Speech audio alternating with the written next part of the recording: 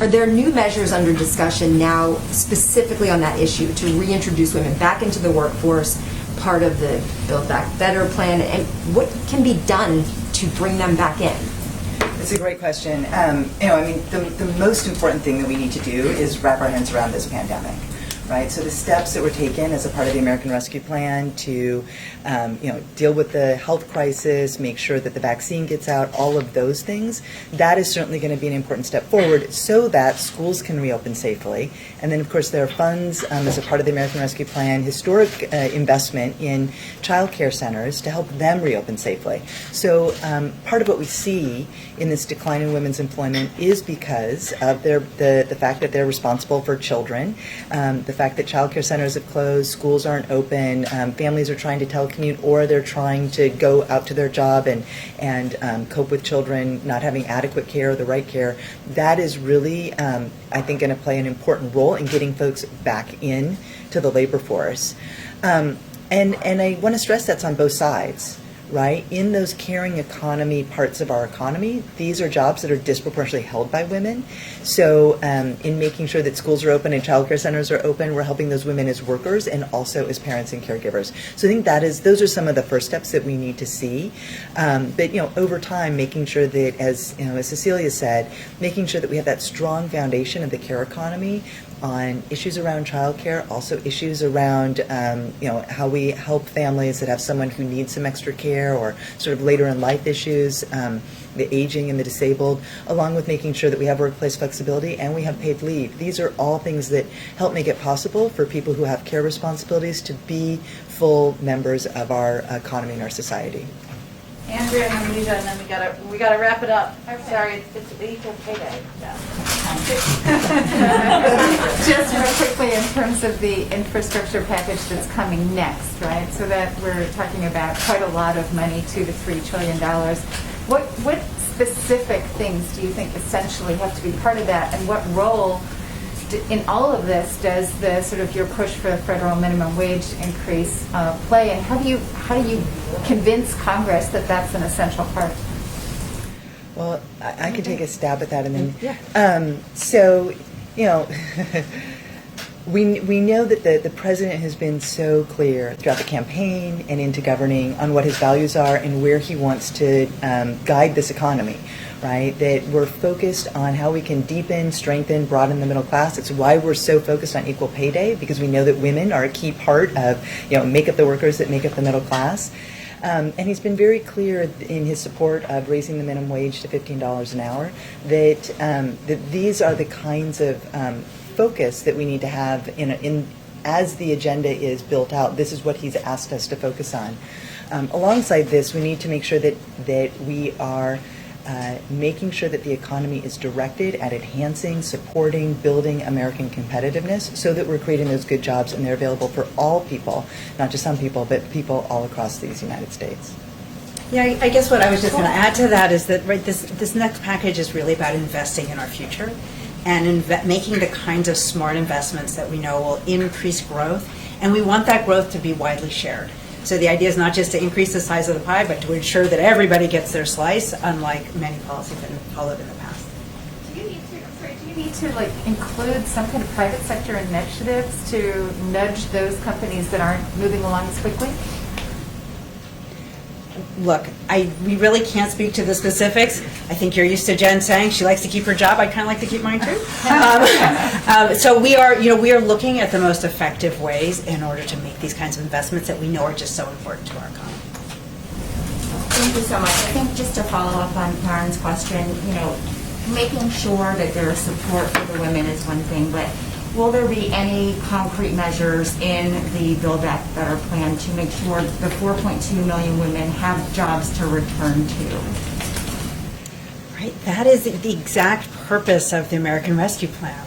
Right, the whole purpose is to get us through this pandemic and to help our businesses that are viable stay in business, to help the workers who need help paying their rent and getting food on the table, to stay engaged and not just imagine that they're going to drop out forever. We know that the longer that we have the economic crisis and the longer that workers are out of the workforce, the harder it is for them to come back.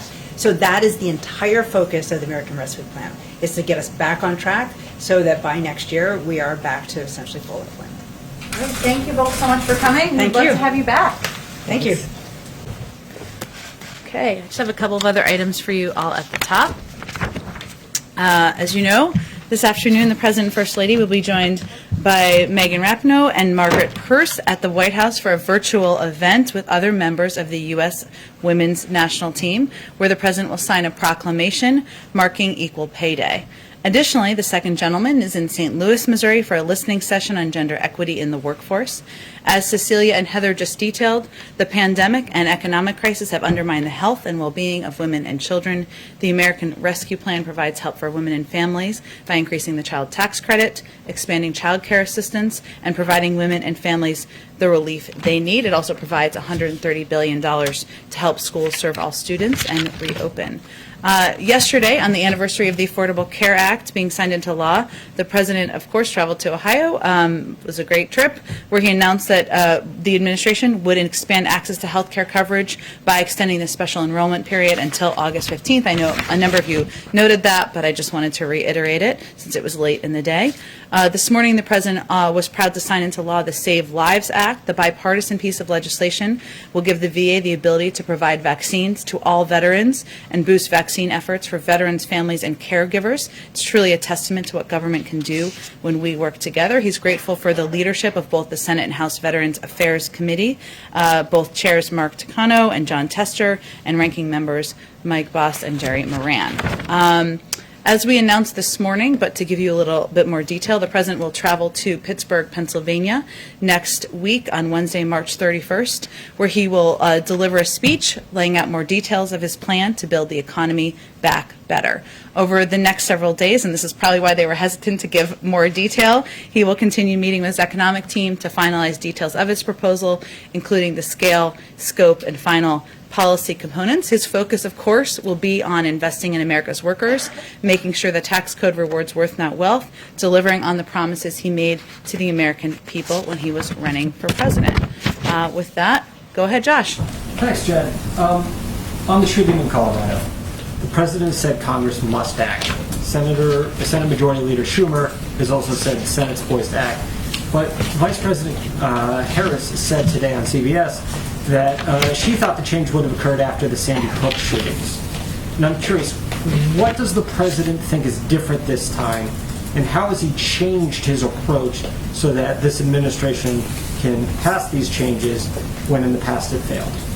Well, first, the President shares that sentiment, as I think many Americans do, that when we saw 20 children murdered, when we saw 6 adults murdered, that would turn the tide of Congress. We have seen data and statistics still across the country still broadly support background checks. I think it's about 80% of the American public support background checks, including a good percentage of gun owners support background checks. We've seen states take action since that time. A number of states across the country have put in place a number of laws. Sometimes states are the leaders, as we know, and we've seen in other areas of policymaking.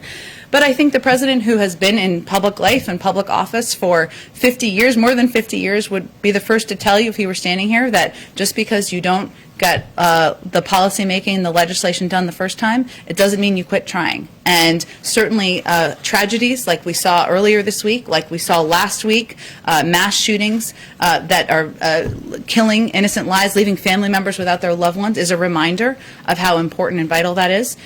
He has talked about, as he did yesterday, the importance of working with Congress. I know the Vice President touched on the fact that if we want something to be permanent, if we want it to be lasting, we need it to be legislation. He certainly believes that. But there are also executive actions under consideration that we will continue working through internally, and there's lots of levers you can take, obviously, as President and Vice President. And then secondly, today's the first